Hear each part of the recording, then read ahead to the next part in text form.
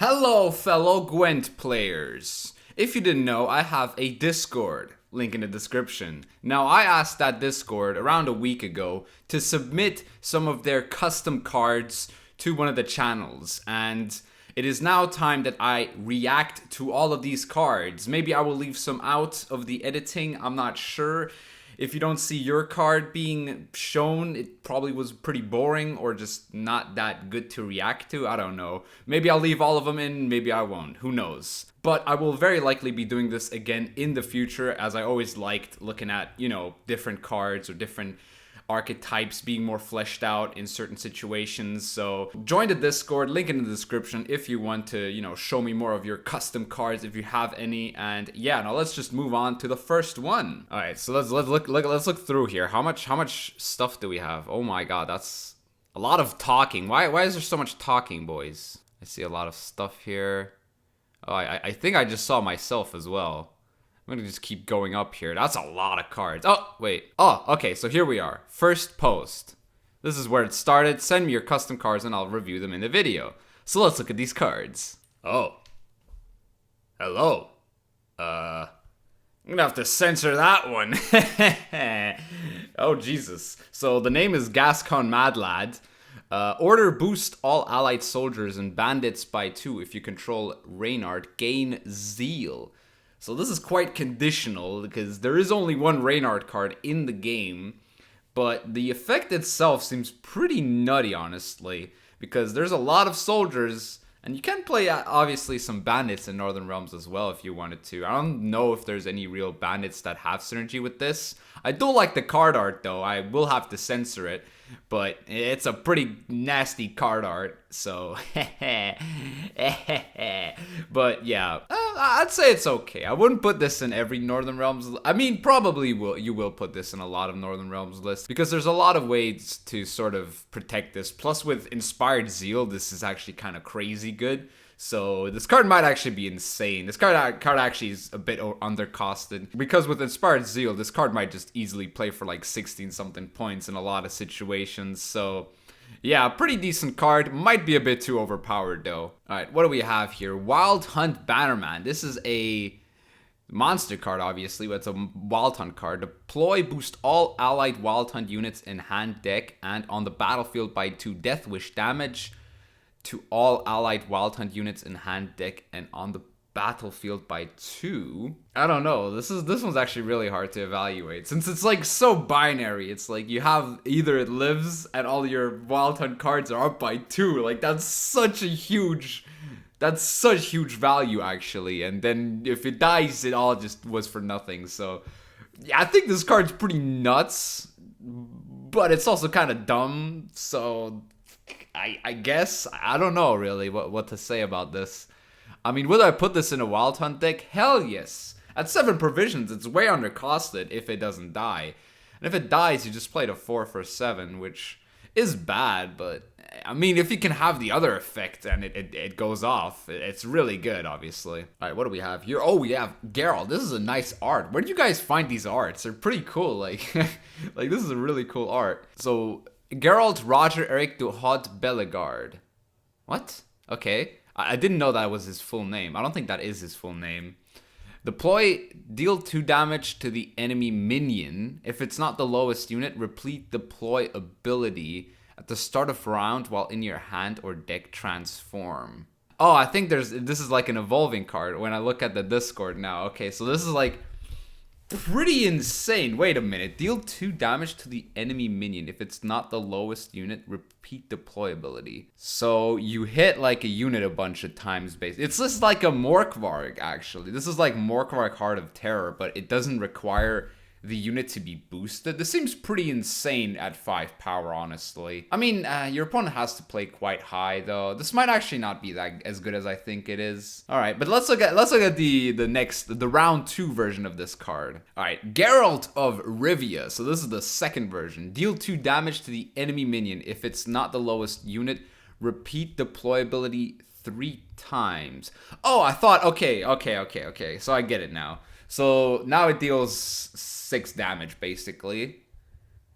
Alright. So before it only repeated it once. I thought it repeated an endless amount until, you know, it's not the highest unit anymore. Yeah, I mean, dealing like 6 damage to certain things could be quite powerful, honestly. Like, playing around this card seems kind of fun. Like, this actually doesn't seem like that oppressive of a card.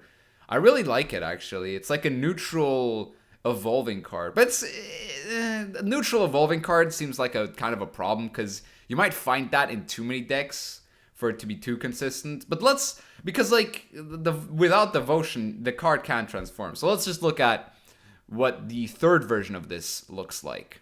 Geralt, Master Witcher. Look at the art. Oh my god, these arts. I mean, it's not like on par with, you know, your standard Gwent art, but it's still really good stuff right there.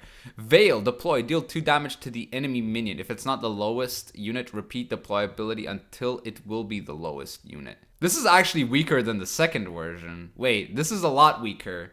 Whenever enemy unit is destroyed, boost self by 1. Okay, so this is like his passive ability that all these evolving cards have. I don't know, I like the second version a lot more. Like, yeah, this is good for dealing with like tall stuff, but this doesn't actually kill anything, to be fair. Like, I don't know.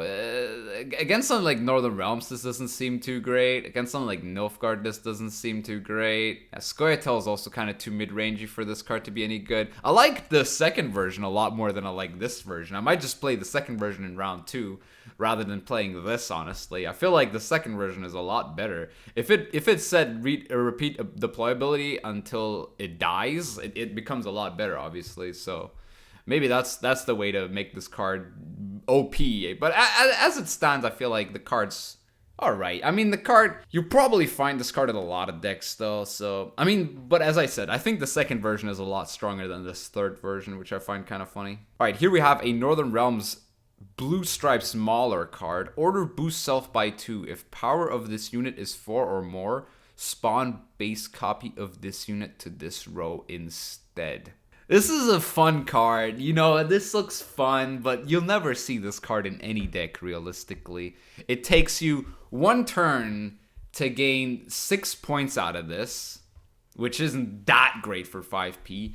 And at 2 power, it's so likely gonna die. Because this is just like a bad version of Frigate, honestly. This is just a very, very bad version of Frigate. I don't think anyone would ever play this card if it existed. So I'm sorry, but this card kind of sucks.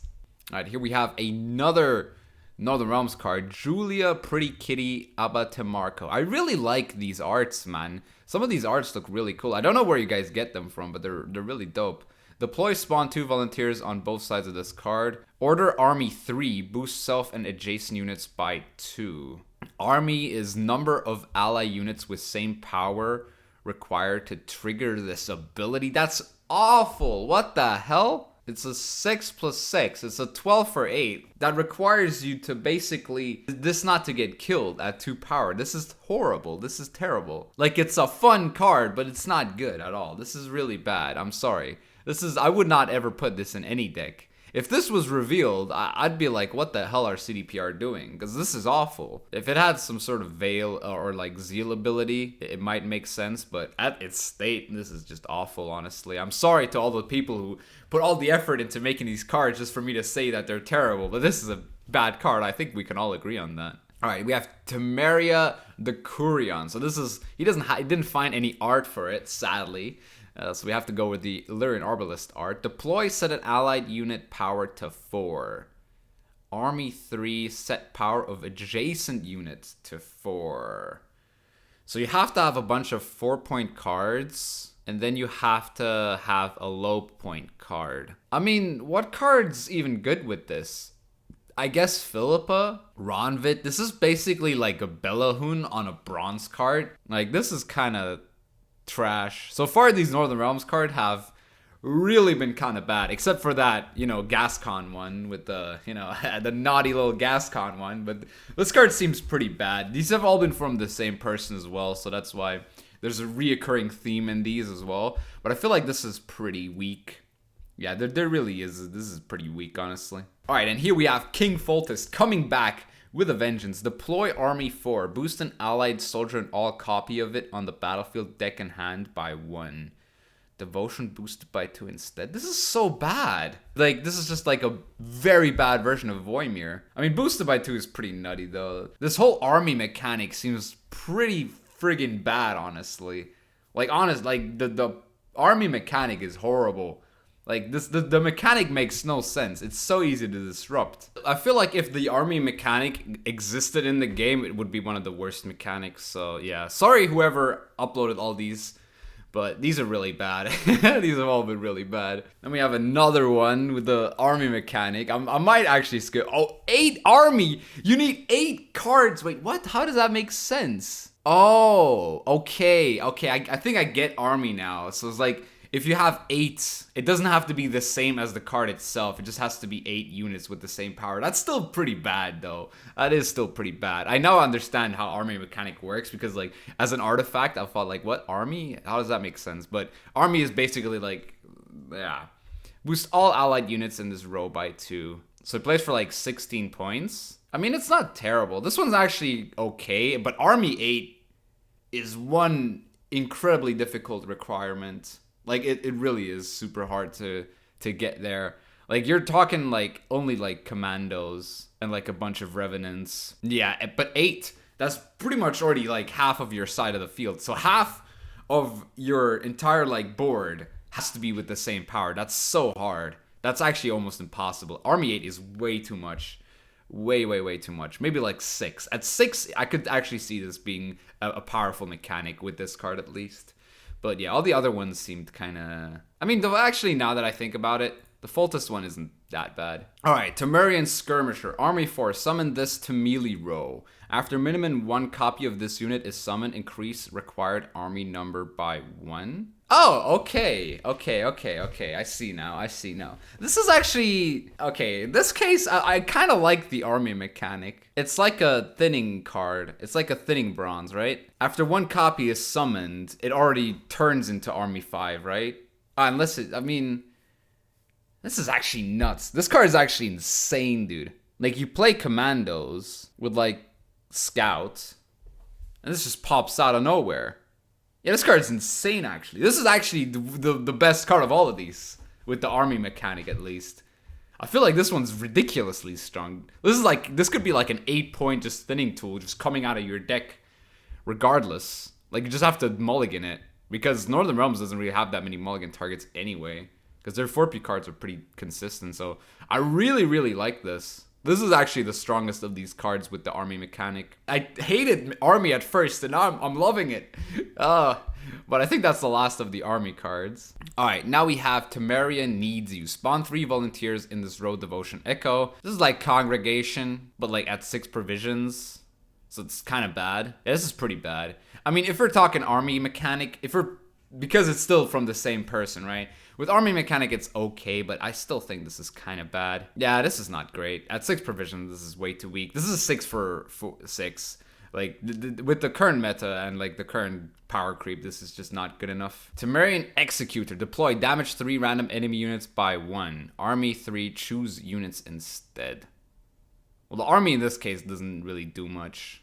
So this is like a 7 for 5 with 1 armor. I don't know. Alright, Bronibor. That looks like a card. I think this is an existing art in the game that just hasn't been used, I think. I think I saw this in Thronebreaker? I'm not sure. Zeal. Spawn a copy of a bronze allied unit at the bottom of your deck. Cooldown 3. Crew cooldown 2. So this is like a scout on steroids. But it's kind of too weak. It is kind of too weak. At 3 power, 2 armor, yeah, it seems a bit too weak, in my opinion. If it was 4 power, that's a completely different story. But at 3 power, 2 armor, it's way too weak. But I like the design of it. It's a very cool design. All these cards have kind of worked with the whole commando archetype so far. So I see what you're trying to do with this. So yeah, seems cool. I mean, I like the card. It's a cool design. Kind of seems a bit busted. Like, I feel like you could, with this, easily create, like, 9 commandos and just not have enough, like, row space for all the commandos. So, yeah. I mean, it's a nice card. I like it. Alright, we have Kenneth and Jamor. Order duel with the highest unit on the opposite row.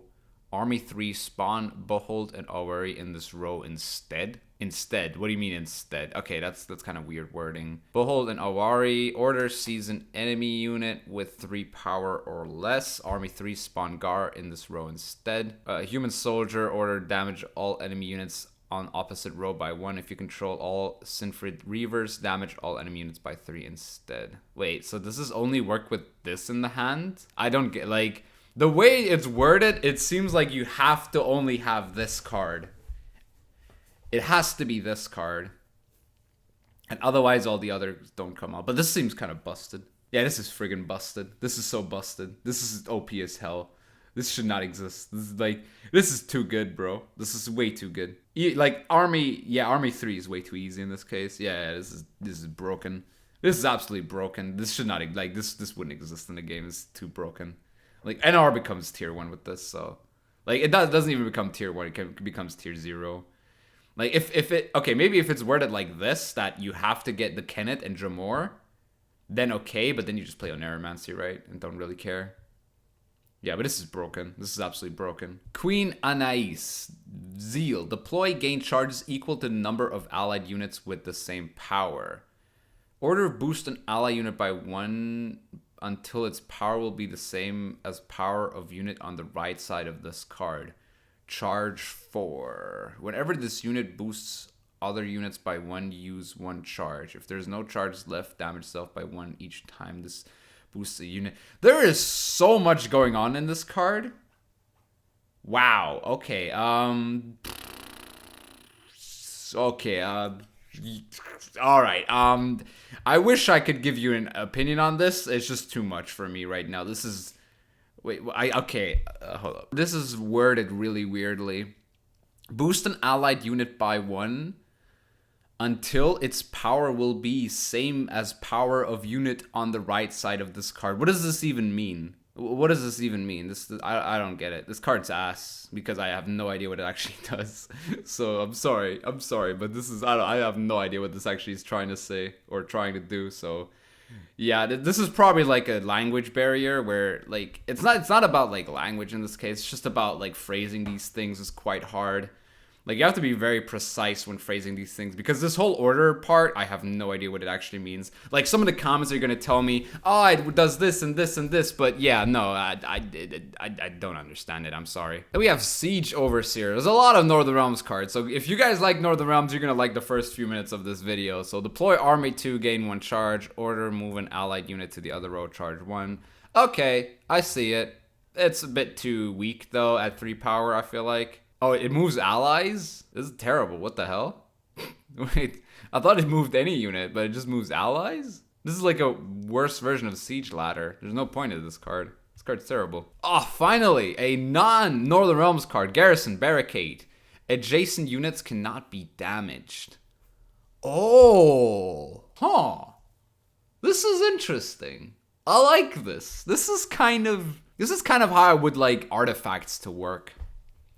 To be like Barricade, to work with Barricade and just like remove like Iris and Sapper from the game, or like change their effects slightly. Yeah, I like this. I mean, as I said, Sapper and Iris might just be auto-include in certain decks because then it just plays as a 3 for 10. I do like the effect though. If it wasn't a 3, it'd be a lot better, obviously. It's actually terrible as a 3. It's actually awful. Like, this card's so bad. This card's actually horribly bad. Like, at 3, it gets just yoinked by, like, Nilfgaard and stuff. Or even, like, I don't know, just gets locked, right? You can just lock this. Yeah, this is really bad. I mean, I like the effect, but the numbers have to be a bit different, I think. I feel like it has to be, like, a 6 with 4 armor or something like that. Yeah, 6 with 4 armor seems to be proper in that case. Kian Fanelli Bank. Zeal. Order. Spend all charges and earn the same amount of coins. Charge 2. Get 1 charge for every coin earned exceeding the maximum coin amount. Okay. So this basically lets you over profit. That's actually kind of cool, but it's also kind of bad at 10 provisions. You see the 10 provisions, it's kind of bad at 10 provisions. But allowing you to a card that allows you to over profit actually isn't that bad. It's actually, wait, this card is insane. Hold up. This card is insane with townsfolk. This card is absolutely bonkers with townsfolk. Maybe 10 provisions is fair. Or like 9 provisions. Maybe this card's kind of busted. This card seems kind of busted. Like, when you think about it, when you think of how good Townsfolk was with Dijkstra as leader, when he was able to, like, do, like, 12, like, coins, like, all at once. Yeah, this card pretty much works the same way as that, almost. But you do have to overprofit. But, like, with cards like Imke, this is just nutty. Yeah, this is like super binary though. It's like very broken. Very, very broken. I like it. Now we have Vandergrift. So it's a rework of Vandergrift. Okay, shield. Order damage all enemy units on a row by 2. So it's like a tin boy. And death blow for every enemy unit destroyed, spawn, and summon a kid when he revenant to random allied row. Whoo. Huh. At 12 provisions. Oh, dude, with Inspired Zeal. I think the person who printed all these cards has forgotten about Inspired Zeal. Because Inspired Zeal with this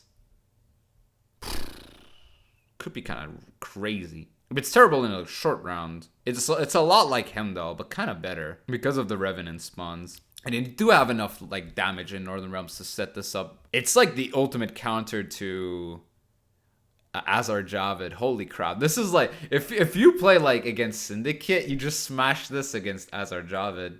Like as if Northern Realms didn't already have enough answers to Azar Javed. This is just the icing on the cake at that point.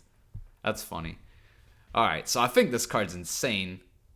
This might actually be like auto-included in a lot of like Inspired Zeal decks. Now we have a Scoia'tael. I think this is the first Scoia'tael card. Bazinga. Spring. Move an enemy unit to the other row. Ambush. Move the next unit your opponent plays on their side to the other row and damage it by 3. This is bad. At 5 provisions, this is terrible. Like, as if the Incinerating Trap wasn't bad enough. This is worse. Yeah, this is terrible. Get out of here. Bad Omen. Oh, this is a stratagem. Okay. Order spawn Frost on the opposite row for 2 turns. So it's a 4-point stratagem. It's kind of bad, honestly. I mean, it could kind of be okay. Maybe if it was 3 turns, I'd say this would be viable for monsters. All right, next up we have Hasty Escape. This is from a different person. So a lot of the cards you've seen just now have been from the same person or like uploaded from the same person. But now we have someone new, hopefully. So Hasty Escape, spawn an underground tunnel on a random allied row. Underground tunnel, re-enable leader ability if the round is lost.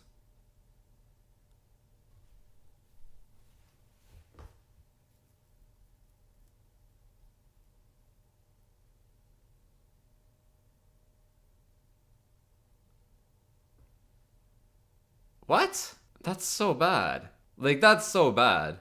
What is the point of that? Like, you use your leader ability, and then you still lose the round, and then you're like, I got this card, I guess. This is so awkward. Because it plays for 0 tempo, right? At 7 provisions. This card is awful. Alright, we got Sausage Maker next. Profit 4, deploy, transform a damaged enemy into a tasty sausage. Tribute 9, transform an enemy unit into a tasty sausage instead.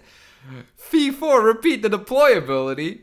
What the hell? This is insane.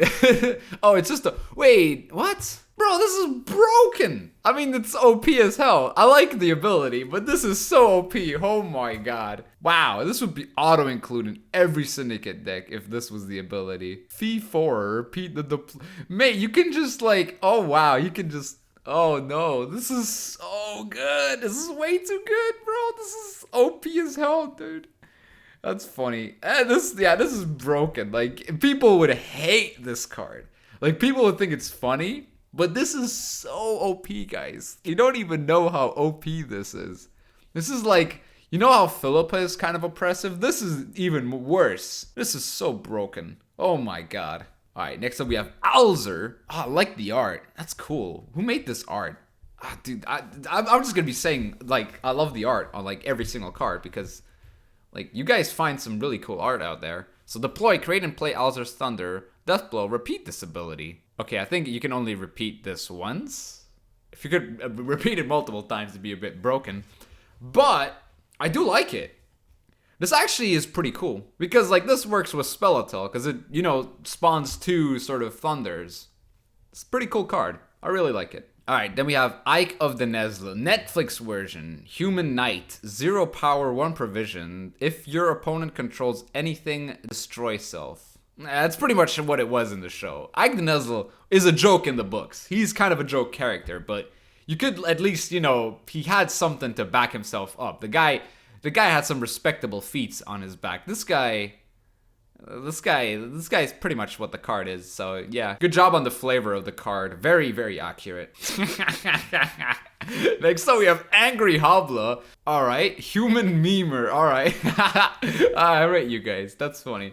Deploy, create and play a bronze card from any faction, then damage all other units by 1. So that also damages your own, I'd say. So I mean, this card's terrible, obviously, but it's a meme card. I'd play it. I'd play it for, you know, an episode for sure. So good job on that. I like it. I like it. Put my face on more cards, please. I like it. All right, now we're going completely abstract here. We had some pretty decent stuff. We got Rick Sanchez out here. Order turns himself into Pickle Rick. Funniest thing you've ever seen. Pickle Rick, scientist, pickle. Zeal, order, deal 4 damage to 2 units. If they are Russian, deal an extra damage. The Russian tag. Yeah, you gotta find the cards with the Russian tag. But, honestly, I think the card's pretty nutty. It's a really good version of Cow, I'd say, even. Like, again, it's a 3 plus 8, right? It's an 11, then. With 4 damage attached to it. I mean, you could actually play something like Vest for this. And it wouldn't be that bad, honestly. It actually isn't that bad. I'd actually play this card. Now, let's just hope they add the Russian archetype so it gets better, you know, point output. But I'd honestly, like, if this card existed in this form, I'd probably put it in some decks. Not every deck, but like an Northern Realms deck could definitely benefit off of this at times. Alright, next up we have Emyr White Flame. Deploy. Choose one of your units on board. Move it to your opponent's side. Place it where you want to, and then damage 2 units adjacent to it by its power. If your selected card is Nilfgaardian, destroy it and boost self by its power. So damage. Okay. Whoa! Holy crap. This card's bonkers. Wait, this card is absolutely insane. Wait, this is like treason on steroids. Even if it didn't boost itself, it'd be insane, right? Because like destroying the spine unit alone is nuts, dude. This card is insane. Oh my god, this card is completely out of this world. Jesus, I mean, it's not that great in the short round, which is why it's kind of like 1 power, I think, but oh my god. As if Nilfgaard wasn't already disgusting enough. This card makes it even more disgusting. Oh boy, that's insane, dude. This card is insane, bro. Alright, here we have Foltest Regret. Deploy, boost self by 2 for every soldier in the graveyard that you played this match. Oh, okay. Alright. It's actually a good card. This might actually be a good card. I mean, it runs hard into sort of resets. And it goes way too tall maybe sometimes even. But it could be quite the nutty finisher with Last Say. But then you have to play for Last Say for sure every single time. I think the provision is correct. It's just I feel like the card, yeah, the card's kind of nuts though. Like it could play for so much. It's like a Montart on steroids. So you need 6 soldiers in graveyard. Oh, that's so easy. Yeah, this card's insane. I mean, it's insane if it, you know, if it doesn't get reset, I guess, or removed with Tall Punish. All right, here we have Tur, Human Fire Sword. How is he a fire sword? Okay, I guess so. Order, crowd 14. Deal damage to an enemy unit equal to the number of fire sworn units in this row. Okay. What does crowd mean? Activate this ability whenever the number of allied units exceeded this value. Oh, okay, so you need like 14 points on a row. Why is this an order card? Wait, what? Why is this so expensive? This is like a Yavin. This is like, yeah, this is a Yavin, but worse. Like, like, if you like this effect, you just play elves, right? Like this, I don't understand why this is order and crowd. Like, interesting mechanic, I guess, but I don't know why this has order ability. Lyrian Blacksmith. Deploy, boost an allied unit by 1 and give it 1 armor. Loyalty, boost self by 1. So loyalty, I think, is when the leader ability is triggered, because that's a mechanic from Thronebreaker, I remember. So, yeah, I guess it works well with, like, Meave. Pretty much the only leader that this really works with well.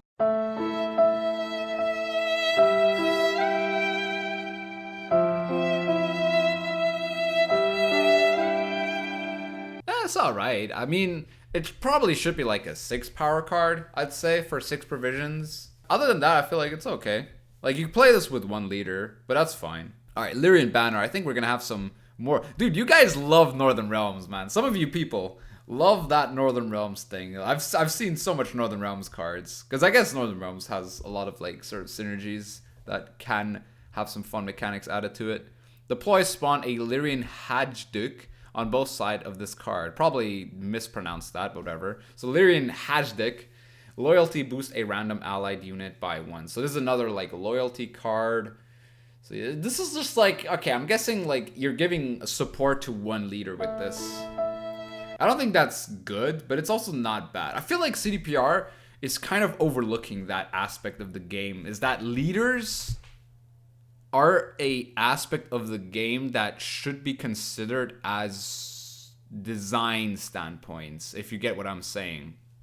And I feel like I'm realizing this now. When I see this card, I feel like, oh wow, I'm going to put this in my Meave deck. And the previous card is also something I put in my Meave deck. And the thing is, with these previous expansions, CDPR has been focusing a lot more on archetypes rather than leader synergies. And I feel like leader synergies are something that needs to be more respected in the game. I feel like this is becoming quite apparent here because this card's kind of fun. I'd love to use this card in like a Meave deck, but then I'd only be able to use it in a Meave deck. But that's also fine in my opinion. Like using like cards for only 1 leader is perfectly fine. You like the perfect example is like Afan. Like Afan is only used in Imperial formation, but he works so well with that.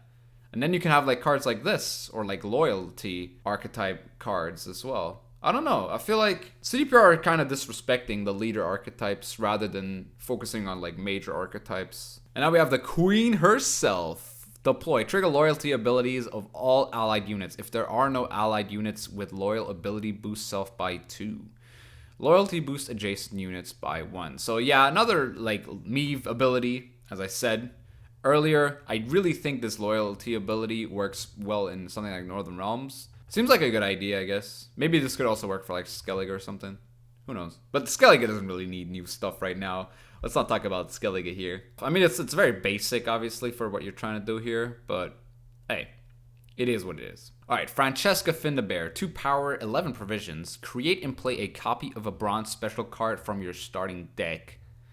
Multiculture 10. Repeat the deploy ability. So I'm guessing multiculture. Number of unique primary tags in your starting deck required to trigger this ability.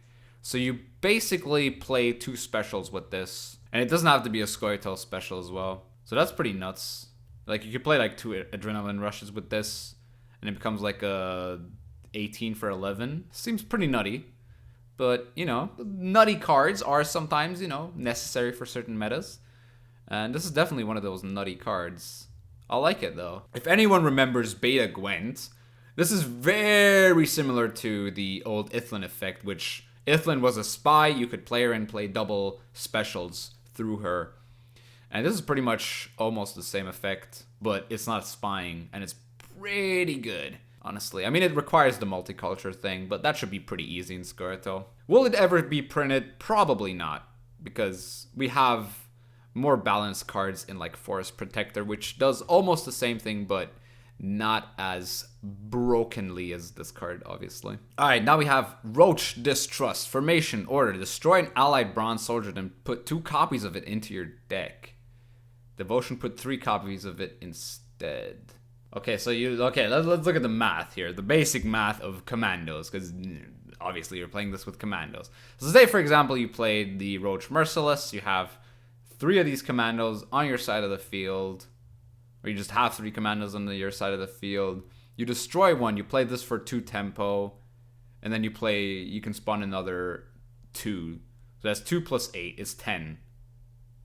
This is 10 for 12. That gives you carryover though. Not sure if that's any good actually though.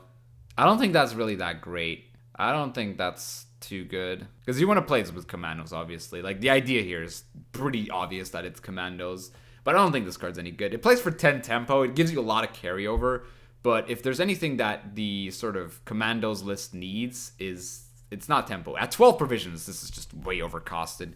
Maybe at like, I don't know, something like 9 But at 12, it's super overcosted. Way too hard to overcost. I mean, formation doesn't really make a difference here, to be fair, in my opinion. I mean, yeah, you can play back row. It's going to be really hard to kill. I guess you always play this for formation or something. I don't know. But yeah, even then it just plays for like a 11.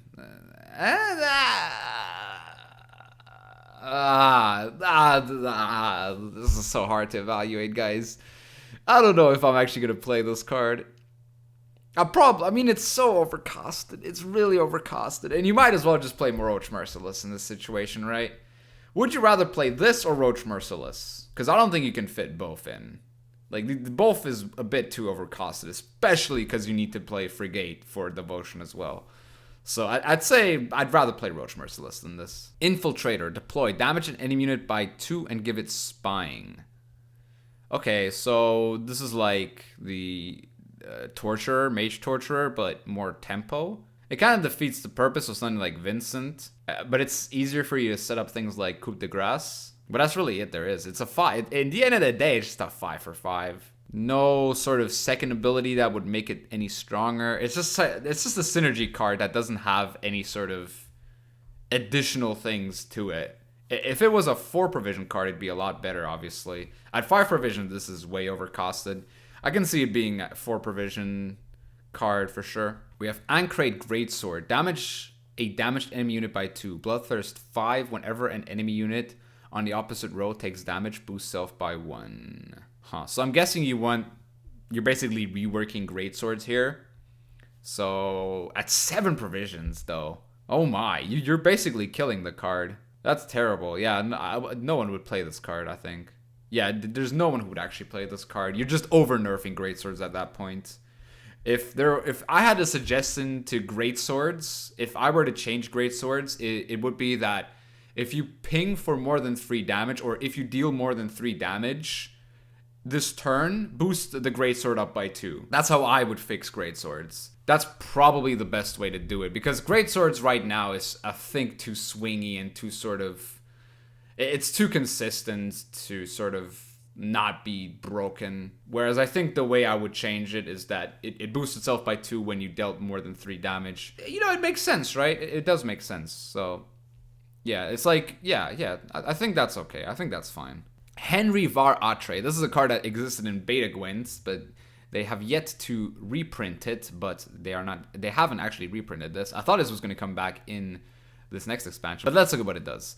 Assimilate. Deploy melee. Create and play a loyal bronze Nilfgaard agent. Deploy range. Create and play a bronze tactic from your starting deck. Aristocrat as well. It's pretty crazy. This is like Brathan's, but a little bit better, honestly. Because you can create a poison with this. You can actually create a poison with this. You can create, like, a Fangs of the Empire, which is pretty nutty. Creating a Fangs of Empire for 5 points added to it. That seems pretty insane, if I'm honest.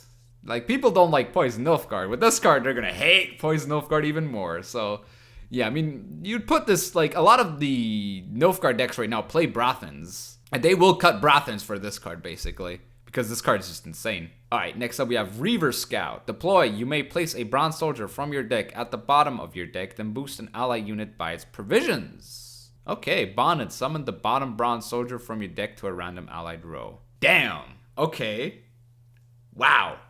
Wait, this is broken. Is it just me or is this broken? So you play this with Adalia, right? You put this card on the bottom of your deck. You have a 9 for 7. Oh, but then you have to, okay. But then you summon it with the other guy, and then you thin out your deck with it. And then you play the other one for 9 again. Oh, no, you don't. Oh, wait, you can put the card on the bottom again, right? You can put the card on the bottom again. So, yeah, you play this for 9, the other for 11. That's crazy good. That's way too good. Holy crap. This card is busted. You just do it with Reaver. You just, like, draw a Reaver and Adalia. Or, like, a Reaver and, like, reinforcements. And you're good. Like, your opponent has to, like, this is like a Larva on steroids, I'd say. And I'm not saying that this isn't, like, compared to Larva. I'm not comparing this, like, ability to Larva. I'm saying, like, the point output of this card. And, like, the points that the opponent loses when dealing with this is enormous because he's just dealing 2 tempo to kill the card, but having to deal 5 damage to it as well. This card's insane, dude. This card is absolutely nutty. Alright, we got multiple cards here. We got Petri's Filter, Witcher Mutation 2, boost an allied unit by 3 and give it Veil. So Witcher Mutation, increase the effectiveness of the potion for a Witcher unit by 1 or a specified amount? What do you mean, a specified amount? Oh, Mutation 2, I guess. Alright, whatever. Alright, Serit, Toxicity, deploy. Damage an enemy unit by 2. If Ox is in your hand, damage it by 4 instead. So Toxicity, unit may gain benefits from Witcher Potion only once. Okay. Thunderbolt, Alchemy, Witcher Potion, Witcher Mutations, boost an allied unit by 4 and give it 2 armor. This is awful. So I'm guessing, yeah, this plays for like a 5 with 2 armor. It's really bad. Unit may gain benefits from Witcher Potion only once. What does that even mean? May gain benefits. That's so broad. That doesn't mean anything. Swallow, Witcher Mutations 2, boost the unit by 6. So I'm guessing it boosted by 8 or something. I don't know, guys. These cards, I don't know. I'm sorry. If you made these cards, I'm sorry if I don't understand what they're trying to do, because I have absolutely no idea what they're actually trying to do. So yeah, really sorry about that, but yeah. Alright, then we have Irenos var Steingart. Veil, deploy, spawn 2 tortured witchers in this row, deploy ranged, lock a unit if the target unit was a witcher, boost self by its base power. Yeah, I mean, no one's playing witchers right now, so I guess, the ranged ability isn't that great. Then tortured witcher is a token zeal, order damage an enemy unit by 1. Sorry, damage an enemy unity by 1. Whoa.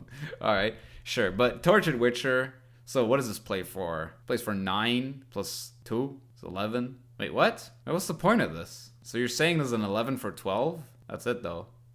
It is an 11 for 12. Is there anything else? Like, it's... Okay, yeah, he's got the ranged ability with the lock, but... Do these gain, like, a charge whenever you do something? Apparently not, so... Yeah, it doesn't seem that great to me, honestly. I'm sorry. Man of Glass, immunity.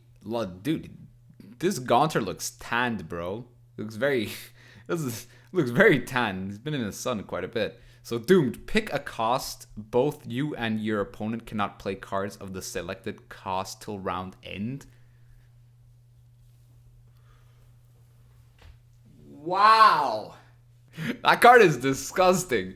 That is so disgusting. Holy crap. That is...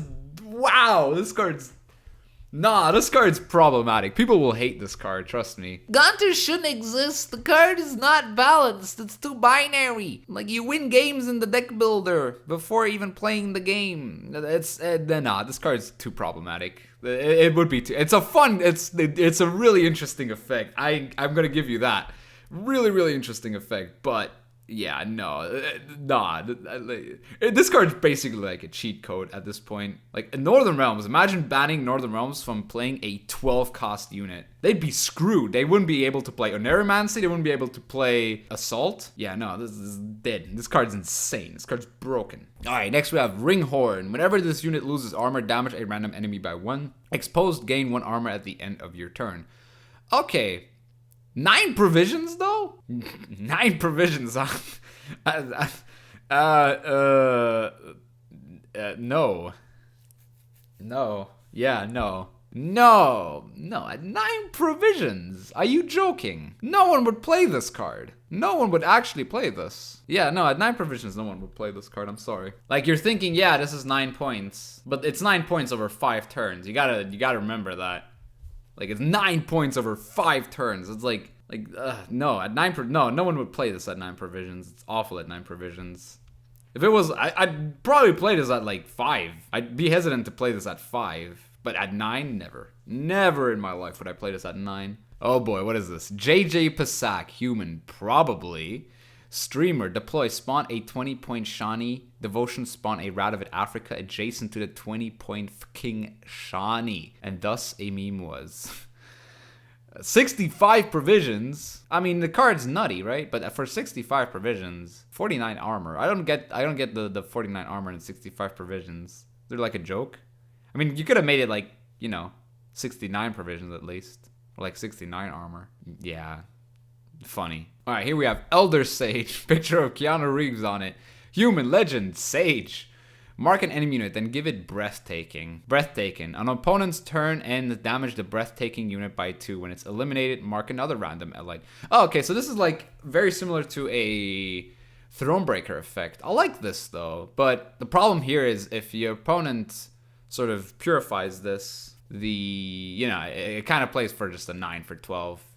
Maybe at 11 provisions, I could see this card seeing play. Yeah, I mean, it's not bad at 11 provisions, honestly. It plays for 9 in the worst case, but it plays for so many points if it doesn't get resolved. Like, this with Rupture is nutty, right? Because then they have to use the Purify on that. Yeah, this is pretty nuts with Rupture, honestly. And yeah, kind of misleading the whole breathtaking thing.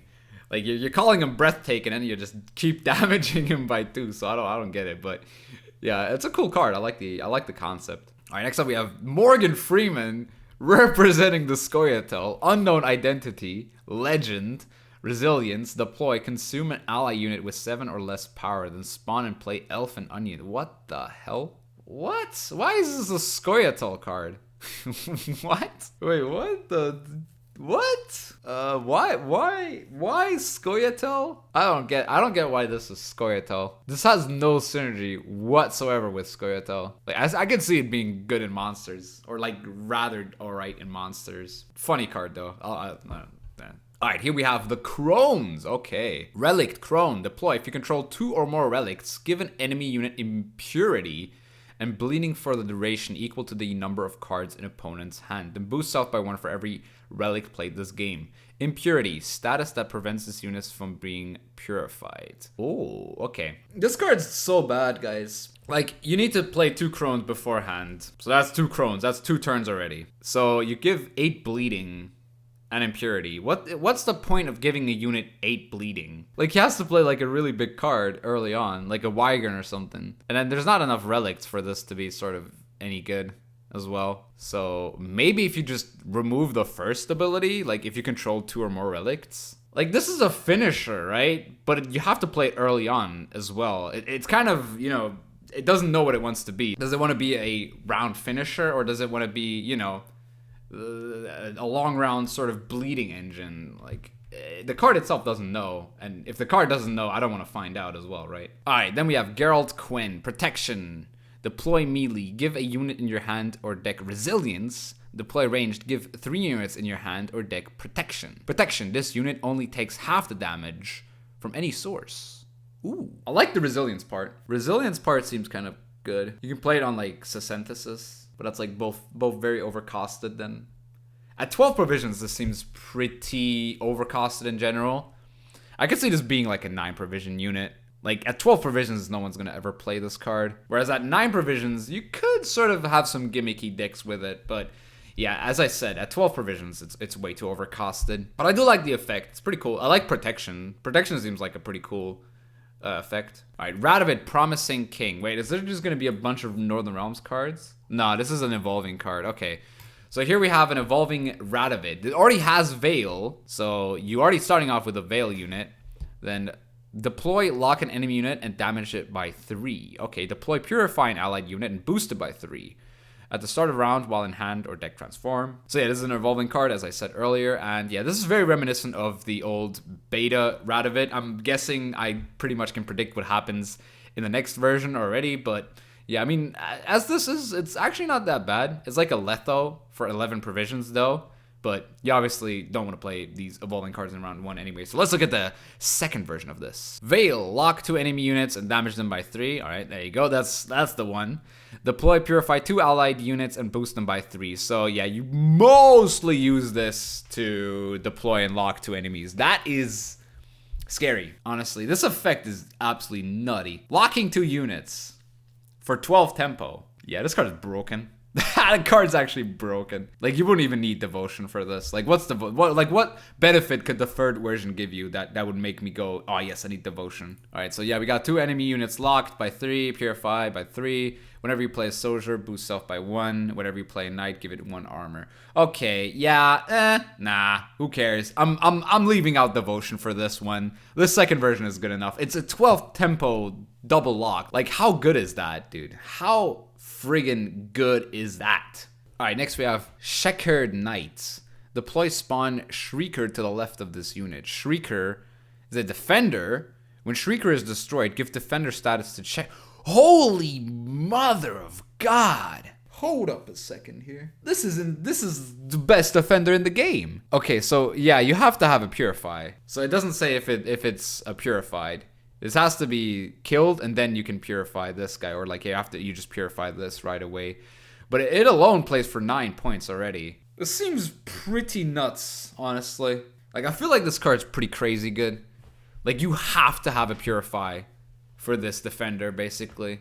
And I don't think neutral defender is healthy for the game as well, because that allows you to play 2 defenders, which is definitely going to be a problem in the future. So, yeah, double defender, like, playing a neutral defender is just a wrong idea. I like the idea of the concept for this defender. It's just neutral defenders should never be a thing. It's not healthy for the game. All right, next up we have, okay, Habla Gamer, Human Meme Boy. If your opponent is a net decker, gain zeal. Order, spawn an artist in this row. Deathblow, spawn and play King Ragnar. Sadly, the text wasn't enough. So, like, I'm guessing this says meme cards or something like that. Very funny. Like, I like how there's just a lot of blackness going on there. Of all the pictures, you use that one, I guess. All right, I'll take it. So, yeah, I don't know how the game determines whether the opponent is a net decker. But I do like the ability. So what death blow though? Like you're saying death blow, but who deals the blow? Who's dealing the blow for the death blow to be triggered? So yeah, I mean, a card that would be able to play artists for free would be pretty nuts, honestly. Imagine playing like 2 artists, making me wet already. But yeah, funny card. I mean, thank you guys for sort of showing some love to your boy, but yeah, I guess that's funny enough. What the hell? Oh, what the frick is this? Sister Habla. Deploy. If you control Iris's companion, spawn Habla's chat and summon it to a random allied row. Whenever a 0 price pool tryhard appears on the battlefield, damage them by 2. Habla's chat, token sim. Whenever a new member appears, Rick roll them. Order spawn Habla's comedy club and okay, I'm very sure I'm pretty sure I know who made this card. I hate my brother. All he cares about is Aglaze. I care about you too, sister. We can do some stuff at sometimes, but I gotta, make some videos for the people. But yeah, I mean, yeah, let's just enjoy. I mean, as a woman, I do have a lot of like sort of facial things from my mom, so I would say I do look pretty good as a woman. I mean, with the beard right now, it's obviously hard to sort of talk like that, but if I'm shaven, you guys know what I look like when I'm shaven, so. Yeah, I feel like I'd be a pretty good woman. I'd be a pretty hot woman. But yeah, the card's ass, obviously, because how can I determine when a 0 price pool tryhard appears on a battlefield? How is the game going to determine that? So, yeah. Gusky Simp. Human Simp. Deploy. Boost Habla's sister by 6. Alright, so if you guys don't know, Gusky is one of my most loyal fans. He's always on my Twitch. He's always sometimes writing on the Discord. He's a good guy. Good guy. He helps me out a lot at times. I mean, in the sense of he's quite the supporter, quite a good supporter, quite the simp, you might also say. So this card's kind of based off of that. So if you guys don't know, Gusky is one of my moderators also on Twitch. So yeah, that's Gusky for you. And then we have one Hacksman. Now Hacksman is literally every day he's on my Discord. Every time I check my Discord, I see Hacksman. I don't know what he does for a living, but apparently he's just on my chat for a living. So we have a 1 power, 10 armor, 69 provision card. That's good. Deploy, force a girl to pay for dinner, or to repeat the deploy ability. Whenever this card is in your hand, boost all male units in your deck by 1. That actually would be a kind of a funny sort of card that boosts all the male cards and all the female cards by 1 or something. But yeah, Hacksman, I don't know the inside joke here. Probably some like joke from the Discord. I don't read all of the Discord, obviously I can't, because there's a lot of people and Hacksman's always writing something. So if Hacksman wants to explain the joke to me, he can DM me on Discord. I'll I'll write him a lol or something back. So yeah, now we got the Discord jokes out of the way, hopefully. Let's see if we can actually look at some actual cards. Nope. We got Shadowy Offensive, another Discord card. Give Pog off to an enemy unit. Alright, yeah. Funny, you guys. You guys are friggin' comedy geniuses. Friggin' comedy geniuses. Oh my god, it's an actual card. Death Mold, Veil, Zeal, Purify unit, charge 3. Oh, could this actually be a Northern Realms Purify? That's actually insane. Yeah, this is pretty nutty. You'd play this in a lot of Northern Realms decks, but maybe the 8 provisions a bit of a turn down. But the 3 charges seems pretty nuts, though. The 3 charges does seem pretty nuts. Maybe at 7, I'd probably play this. All right, here we have Wild Hunt Siege. Damage an enemy unit by 1. Death Blow, give Rupture to the adjacent units. Devotion always trigger the Death Blow ability. Yo, this is so broken. It's not like Monsters does not already have enough reach in round 1. This card just... Nah, this card is broken. This card is insane. Yeah, nah, this card is broken. GG. Oh boy, we got more meme stuff. Shadowier, Flexen God, Clown, French Speaker, Small PP. Okay, very specific there. Deploy, start flexing by being pro rank and having all the cards. Immediately summons 17 rats in the allied field. Death Wish cries because he beat pro ranks but loses to Rat Clog. Wait, what? He loses to Rat Clog? Who the hell loses to Rat Clog? I mean, the deck's actually not that bad, but I mean, it'd be cooler if the Shadow Rat spawned on the opposite row. That would make it a fun card. Alright, then we have Scoia'tael. Deploy Charm 1 Hacksman and make him damage an ally by 6 points. At the end of the turn, deal damage to self by 1. Okay. Redanian Mech? Now this is looking good. Machine Siege Engine. Order, duel an enemy unit. Crew gain 4 armor. I mean, it's like Selkirk, but like 15 times better. But at 13 provision, it's kind of overpriced. But it can pretty much kill anything, right? This seems kind of cool. I like it. I actually like this card. Maybe you just rather play Selkirk, honestly. I think Selkirk has enough reach to sort of make this not as good. Or just like even Ansei's is good enough, honestly. This is just like those cards on like mega steroids, but is it necessarily better? I don't think so. So yeah, it's a fun card though. I like it. 2 feet fall. Nice sort of graphic work there. Literal physical thing. Wait, is a fall a physical thing? Isn't it an action? I think an action, it's more of an action. Everything 69, destroy an enemy Geralt. Oh, okay, that's funny. That is funny. That's quite funny. Why all the 69s, man? I don't get it. You guys, what are you guys, like 14? What is this? The guy just like saw numbers and just typed 69 everywhere. I fear no man, but that thing, it scares me. That's funny though.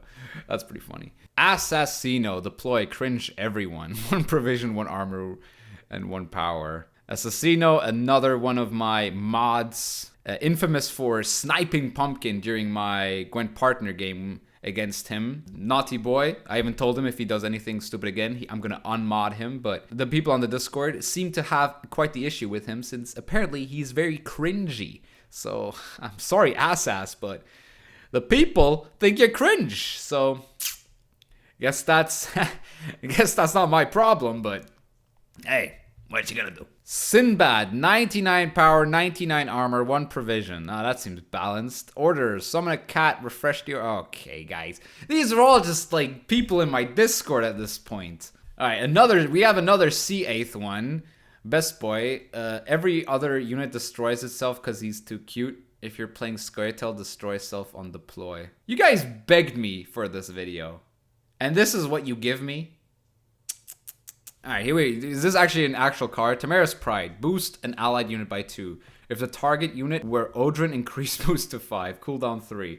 So this is basically like a Odrin combo card that just makes Odrin go even taller than he would go anyway. So, yeah, I mean, sure.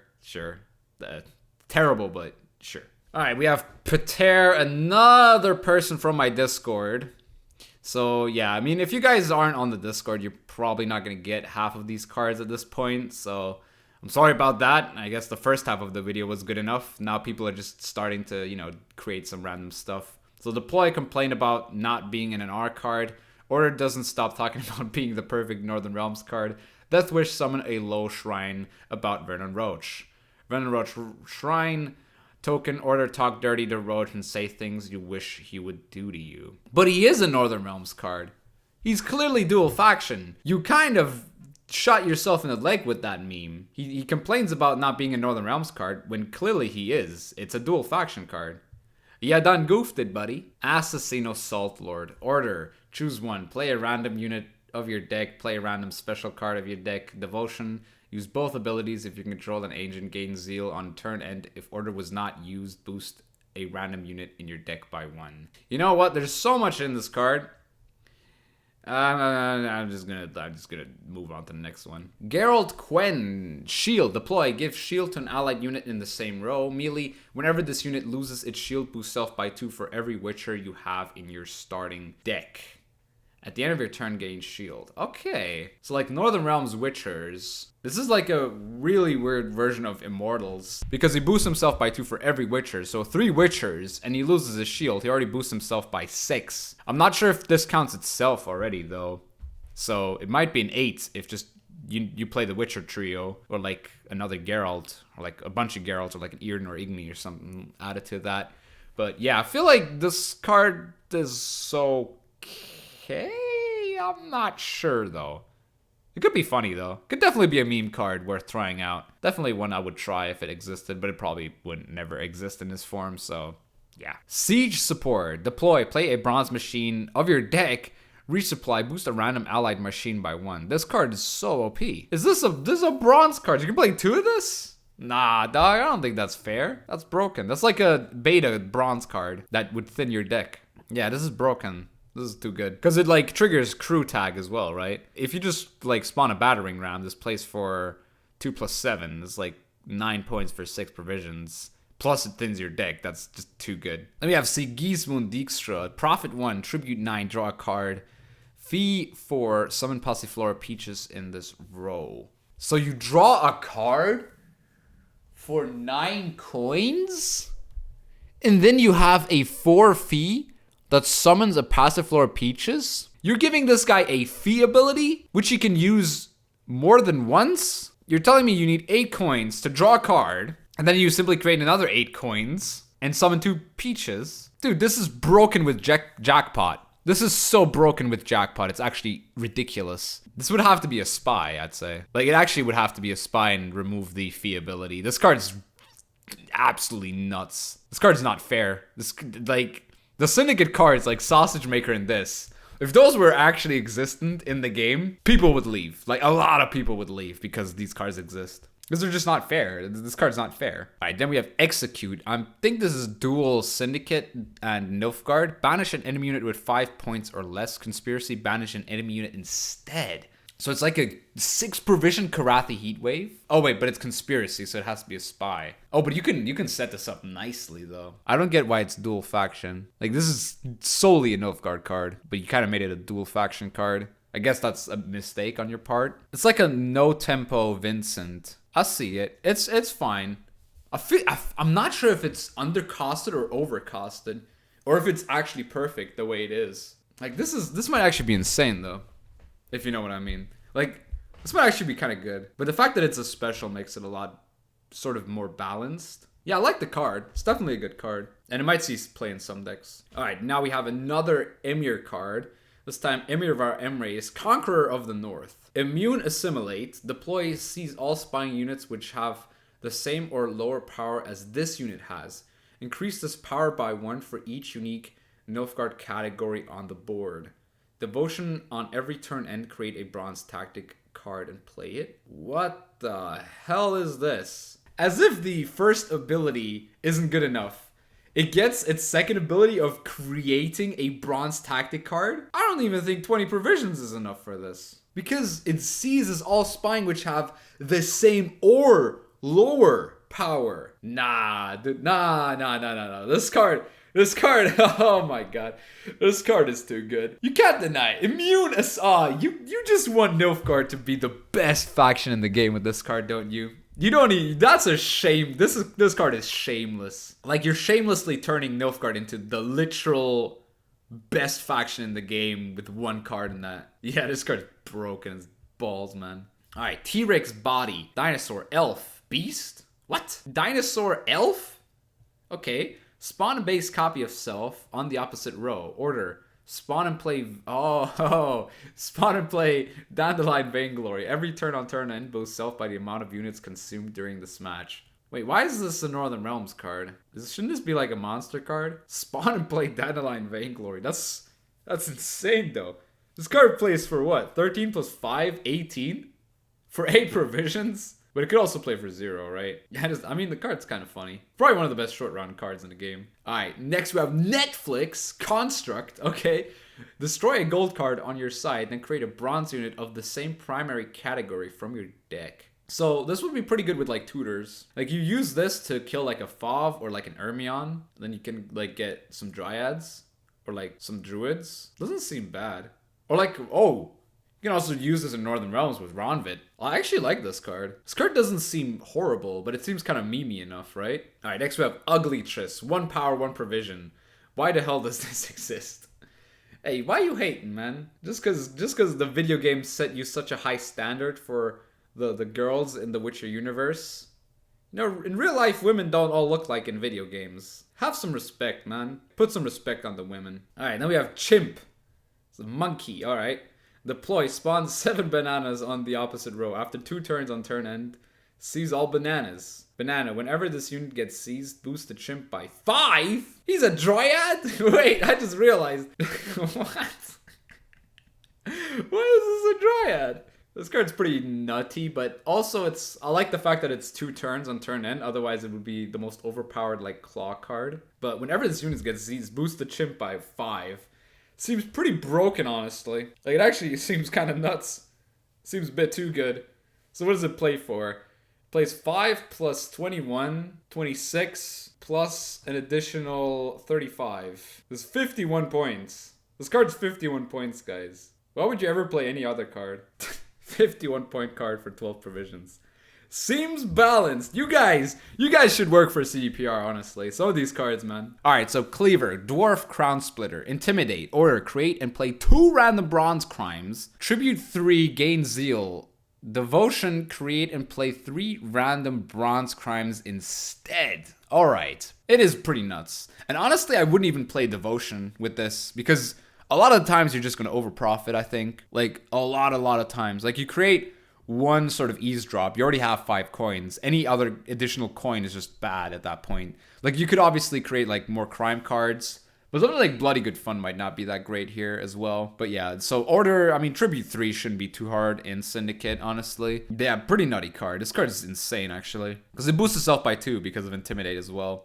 Jesus, this card's insane. Absolutely bonkers. Alright, then we have Shadowy Silhouette, a monster card, 5 provision, organic.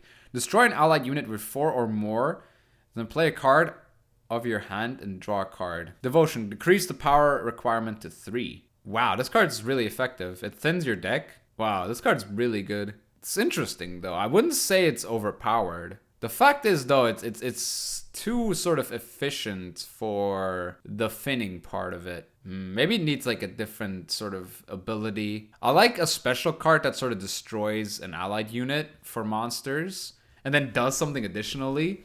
But I'm not sure if playing a card and drawing one is the correct way to do it. I feel like that gives you sort of too much freedom. And Devotion on this card is useless anyway, so... Like, its second ability, like, the whole thinning part of it seems way too strong for, like, a bronze card, I feel like. Maybe if it was, like, a 6 provision card and it was a gold, and it boosted the unit that you play by 1 or something, maybe then it could seem okay or like viable. But I think right now it might be too strong, honestly. It might actually be a bit too strong. Next up we have Svalblood. Order, trigger the Berserk ability of adjacent units. Deploy, play Berserk unit from your deck. Devotion, gain Veteran. Shouldn't you put the deploy first? Kind of makes it better to sort of read.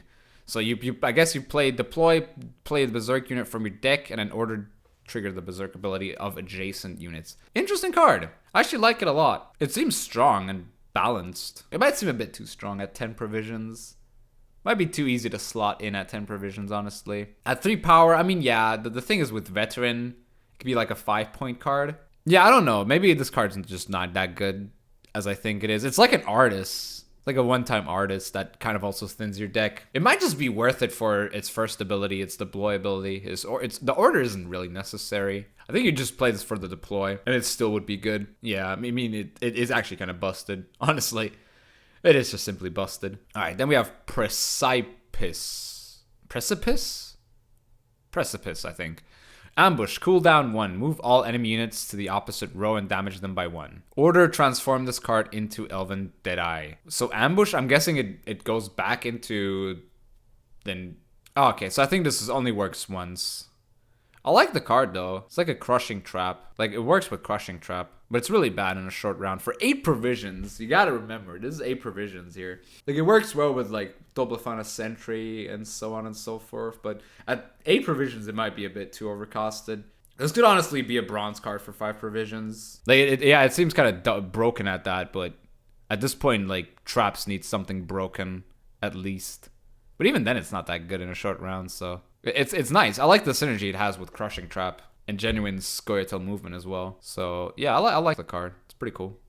But I think it's a bit overcosted. And it could actually just be a, bronze card at the same time. Alright, Infantry Deserter. Deploy damage an enemy unit by 1. Deathblow, lock an enemy unit. Weird card for Northern Realms to have. But I see why it has it. It actually is really good in Northern Realms. Northern Realms is the faction that has the easiest time dealing 1 damage and triggering a death blow. So I actually really like this card. I think this card's pretty strong. But it also kind of sucks, right? Like, you do need to set it up. Setting it up is going to be quite difficult. Like, you need to know what you're... Like, the thing is that the knowledge of what deck you're playing against kind of helps in that case. Like, you can't just base this off of the ability alone. Knowledge of the game and knowledge of meta kind of helps this card a lot. Like, if you know what you're playing against, you can utilize this pretty well, actually. But I like the design of it, that's for sure. I really, really like the design of this card. Alright, Fableson. Order, seize a disloyal... Oh god, this is like Vatir, but just better?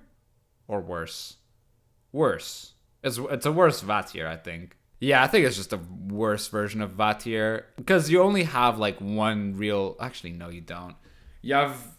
Fergus and you have Torturer. Fergus does sort of help you out a lot. Maybe it should have like a limit. Maybe it's like seize a disloyal unit with 4 power or less. So you can just seize your Joachim and it doesn't have to be in order. And then it still plays for like 12 points. I don't know. This whole like seize disloyal unit thing seems kind of fishy. Like it makes sense with Vatir since he locks the unit and you don't keep the card.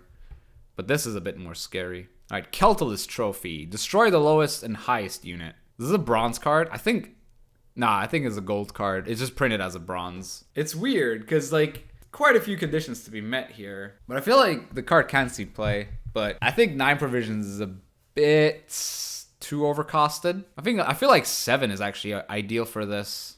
7 provisions seems pretty okay for this. Rivian Broadsword. Damage an enemy by 4. Deathblow. Repeat the ability damaging by 1 less. So this is like Falibor, I think, but without the body. And I mean, as I said, Northern Realms has a pretty nice time of setting up sort of these sequence damages. So it plays for 10 with removal, but is it better than Philippa or is it worse than Philippa? It's a lot worse than Philippa, but Philippa's kind of overcosted now. I do like the design, but I feel like a lot of... in the worst case, this should just play... I mean, 4 is obviously the worst case. It would have to have Warfare, though. I would definitely give this card Warfare. That's the one thing that's missing in this card is definitely Warfare. All right, Foltest. I don't know how many Foltest cards we've had so far, but we've had a lot of Foltest cards.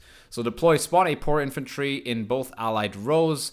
Boost self by 1 whenever you play a Siege Engine. Devotion, boost self by 1 whenever an allied Siege Engine appears. So I'm guessing you get 1 extra point if you play this before you play Siege. Not really worth it. Or is it boosting self by 2 now because you play it and it appears? I don't know.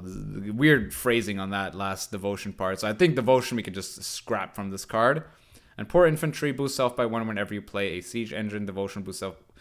What is up with this devotion thing? Boost self by 1 whenever that doesn't make sense. I feel like that doesn't make sense. Is it just me? Or does this not make sense? So yeah, cool card. Works with Siege Engines. I don't understand the devotion though. Alright, then we have Forage. Tactic. Damage a unit by 1. Deathblow. If it's a Bron unit, play a copy of it. Conspiracy. Always trigger the Deathblow ability. Oh, I like this. I mean, you can still like replay a Spy. It is pretty cool. I like it.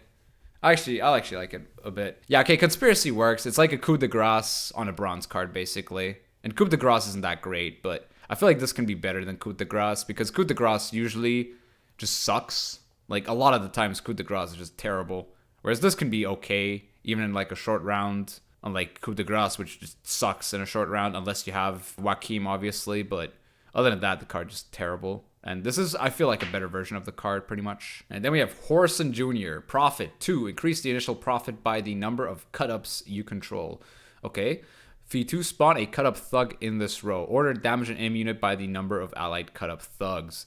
Okay, so this is like Helvede, but with a bit more spice to himself. Like, you could play this in sort of like a Congregate Crime deck. I just don't think that it's very good at 11 provisions. Because, like, you look at Helvede. Helvede gives you 4 profit. And he's a 5 and 10 provisions. This is a 4 and 11. And it only gives you 2 profit. Like, yeah, you have to obviously control some cut-ups. But in a short round, or like in a round where you don't have enough cut-ups, it seems a bit too conditional for its provision cost and power level. Alright, White Frost. At the end of enemy's turn, if there is frost on the row, damage the highest power enemy unit in this row by 2.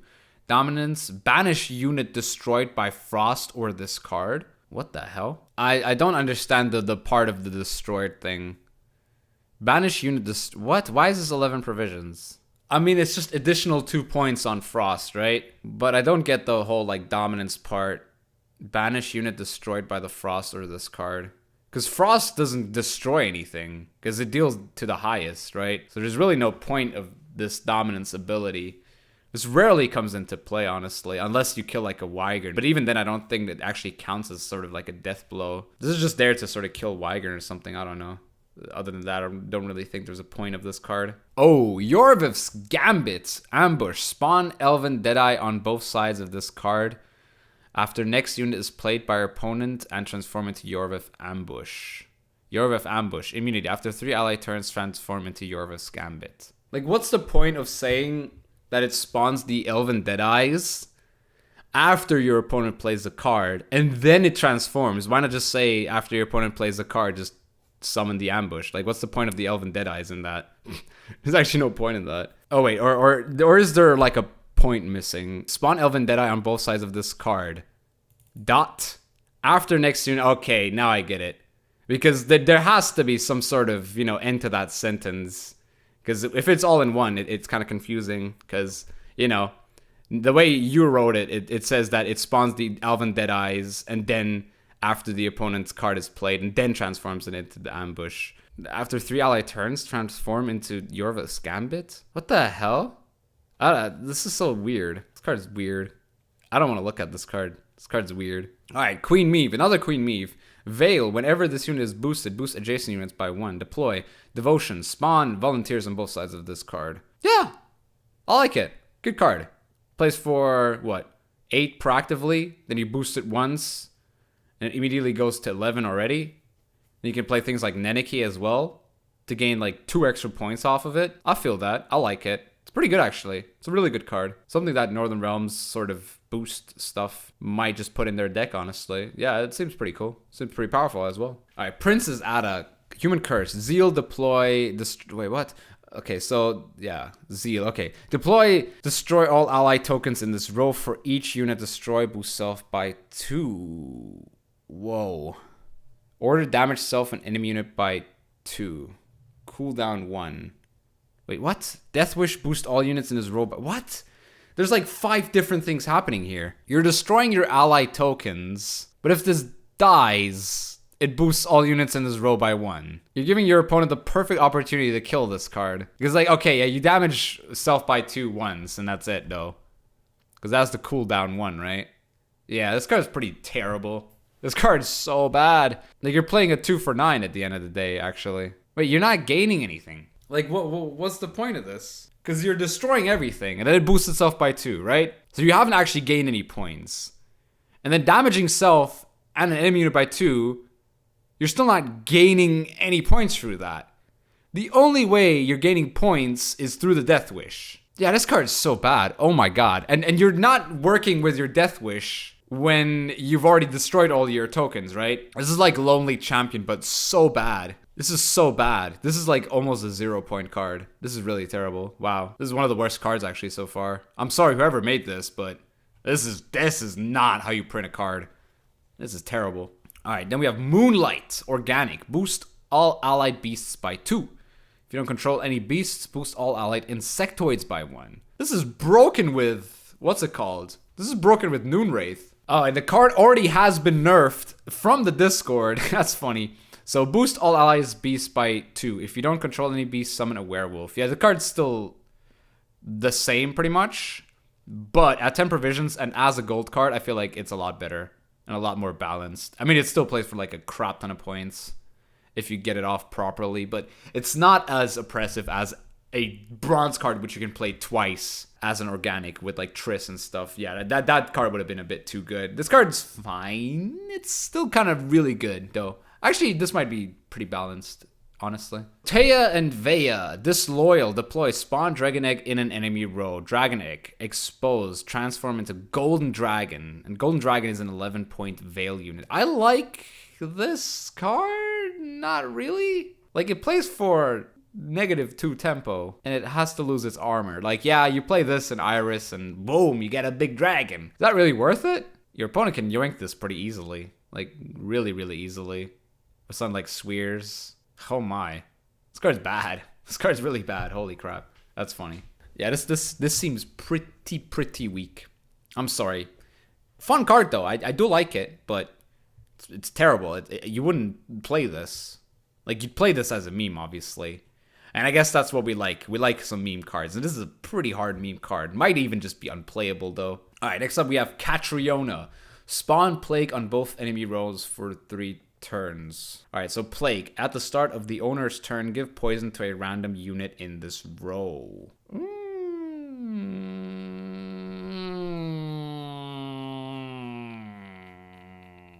This seems pretty good. It seems really good with Scoia'tael, actually. Because you can move stuff. You can very easily move stuff. I like it, actually. I actually kind of like it. It doesn't seem OP. Like, there's ways to play around it. And it's insane against monsters. It's a bit too good against monsters, I'd say. Because you play this rather early on, I think, as well. You want to play this early on so you can have, like, a nice little target. King Demavend III. Deploy. Give all allied units in hand, deck, and on the battlefield 1 charge. Order. Give 1 charge to an allied unit. Cooldown 1. Okay, so this is very simple. It gives you an extra charge. So, like, Neneki becomes, like, a 9. Kedweni Sergeant becomes, like, a 6. And honestly, I kind of like it. But you do have to sort of get this card early on. I like the second ability that it also has, like, an upside. Maybe if this was given to, like, a soldier, it'd be better, though. I don't like the fact that it's just human. Because I would like this to synergize with something like Foltest Pride. And him just being human makes it really awkward. Because then you have to obviously sequence for Foltest Pride differently. I get the flavor, but if he was a soldier, it'd be a lot better, I think. Alright, Horson Jr., Human Cut Up. Insanity, Fee 3, damage an enemy unit by 2. Death Blow, heal this by power of destroyed units. So you deal like 6 damage with this. No, wait, you deal 4 damage with this. And it heals itself by 4. And then you have a 5. This is like a cooler version of Old Freak Show. Because Old Freak Show was broken. You can't deny the fact that Old Freak Show was broken. If anyone doesn't know what Old Freak Show is, Old Freak Show was one of the most busted cards in the game. People would play Renew for Old Freak Show. It was a 6 provision card. Basically was able to insanity hit whatever you wanted. So it had like variable damage and then you can heal it as well. It was really broken, the card. The card was kind of nuts. But this is kind of like a more balanced version of that card. I feel like the fact that it's like a fee and then you can also damage with the insanity makes this actually kind of cool. But I don't think you want to use this with the fee ability, which makes it kind of weak at the same time. I like the card though. I like the design. Very good idea. Not sure if it's actually playable or not, but I definitely do understand the sentiment with the card for sure. Kaer Morhem, Fortress. Deploy. Boost all allied Witchers by 1 and give them 2 armor. Order transform a non-Witcher allied into a Witcher Apprentice without changing its power.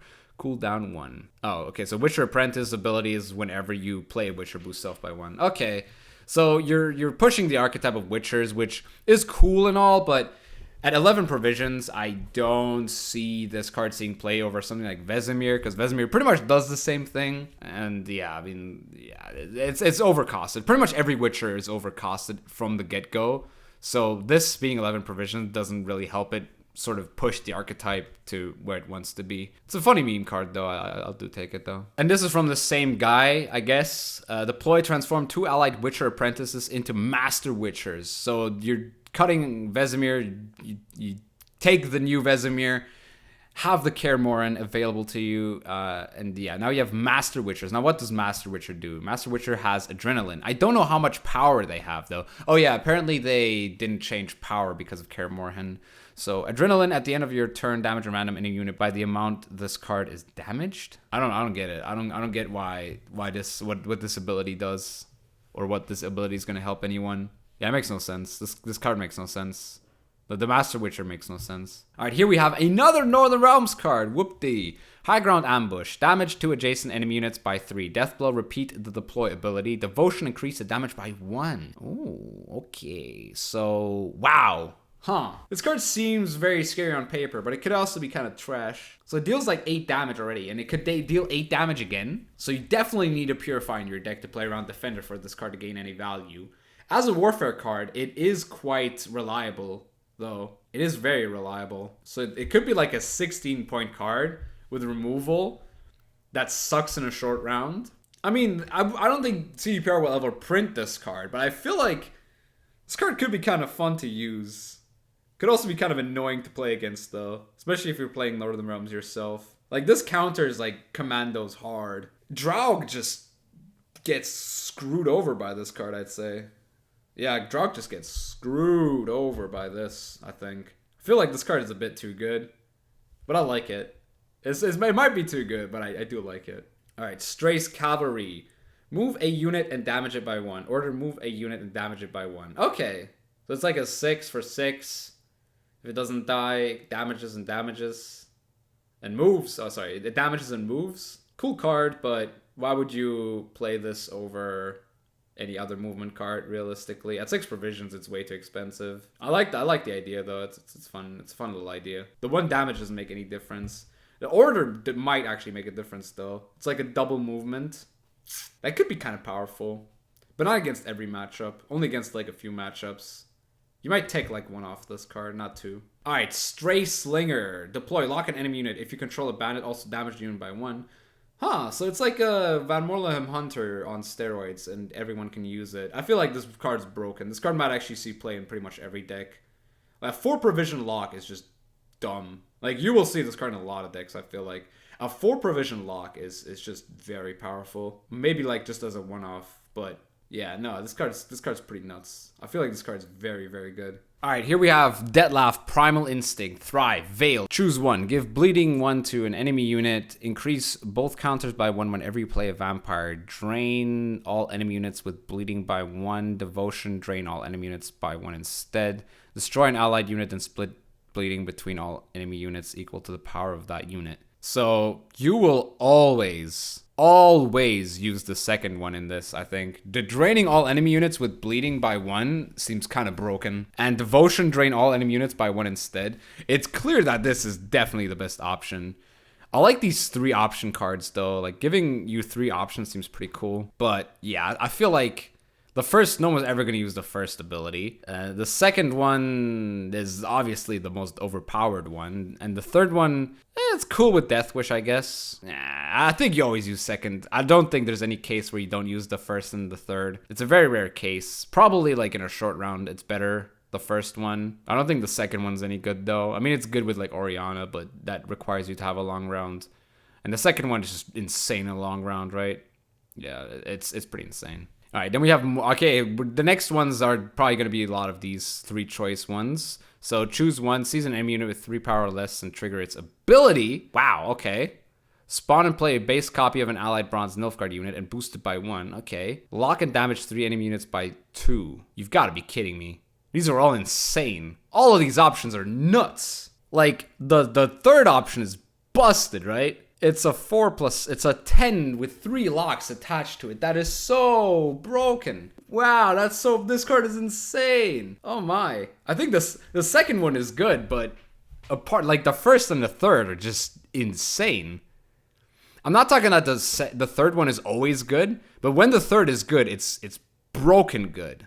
Like, it's too good. Like the lock and damage 3 enemy. Nah, that's broken, dude. And you don't have to use it. You just don't have to use it. You can just use like the first option. You can seize like an engine that deals 2 damage and just basically play a, what is it? A 10 plus 2? Jesus. Yeah, this card is nuts, bro. This card is absolutely bonkers compared to like the Dettlaff.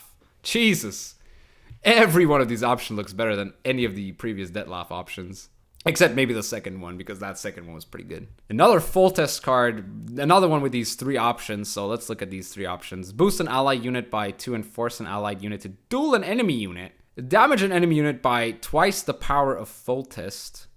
Then boost an allied in your hand by the excess What? Play a random Northern Realms gold card from your deck if it's a unit boosted by... What is that card? For 11 provisions? Holy mother of God. That is so bonkers. Every single one of these versions is bonkers. I thought the Emyr one was good. This one's a whole different level. Dude, nah, this card's broken. At 4 power 11, nah. This would be in every Northern Realms deck. I wouldn't see a single Northern Realms deck without this. This is too good. All right, Herald Last Wish. So we know that Skellige right now is pretty good. Let's see if they can get better. Bloodthirst 1, spawn and play Skellige Storm on both enemy rolls for 1 turn. That seems pretty good. Bloodthirst 2, choose an allied unit's provision cost and split damage between all enemy units equal to the amount. Okay, I like that. That's a cool design. Bloodthirst 3, give Rupture to units at both ends of an enemy row. Huh, I like that one. This one is actually kind of cool. The Foltest one was just broken. Emyr one was very good. This one's actually kind of cool because it does require your opponent to sort of play around that Rupture. It's pretty cool, actually. I like it.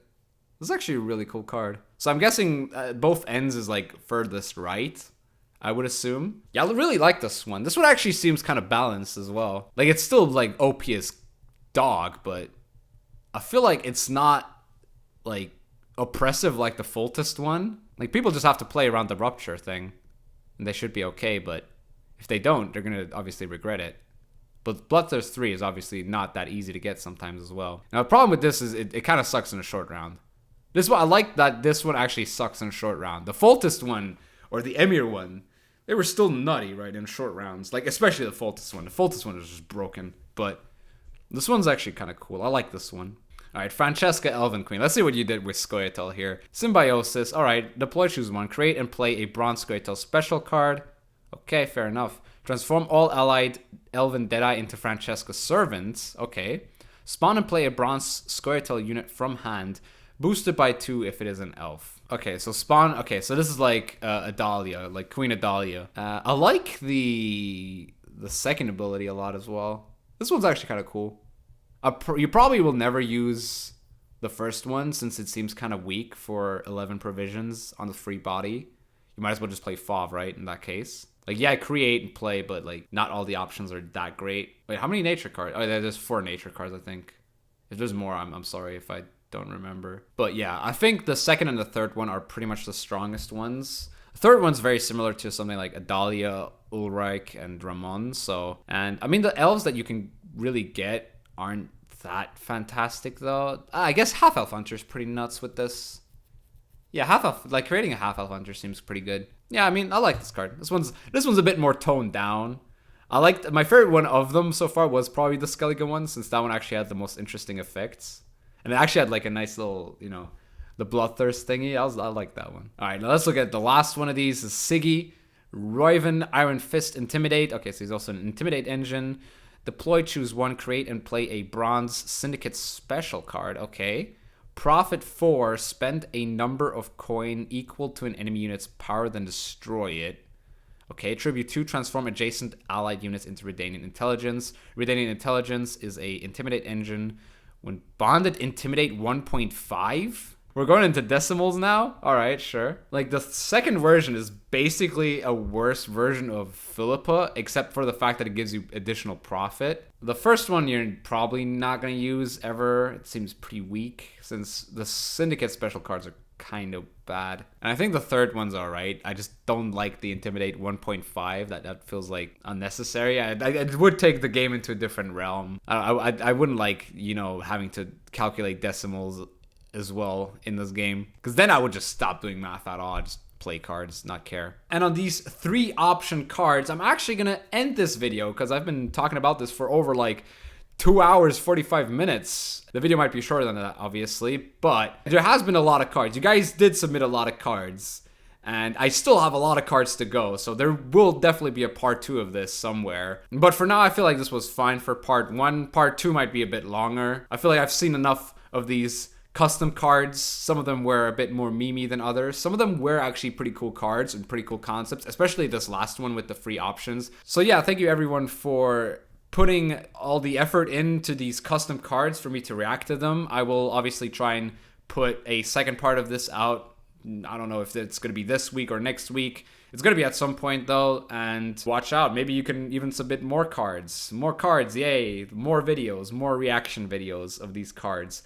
I'm sorry that a lot of these reactions have been sort of toned down, but it's just that there's a lot of cards, and if your card just isn't that interesting, I'm sorry, I'm not going to, dwell on it for too long. But yeah, I'm still grateful for everyone who submitted their cards, whether it was good or bad. And yeah, if you want to join my Discord and look at all the upcoming cards that might come up in the next video, make sure to check out the Discord link in the description. And yeah, I hope you enjoyed this video. If you did, please leave a like, subscribe for more Gwent content, and I'll see you soon.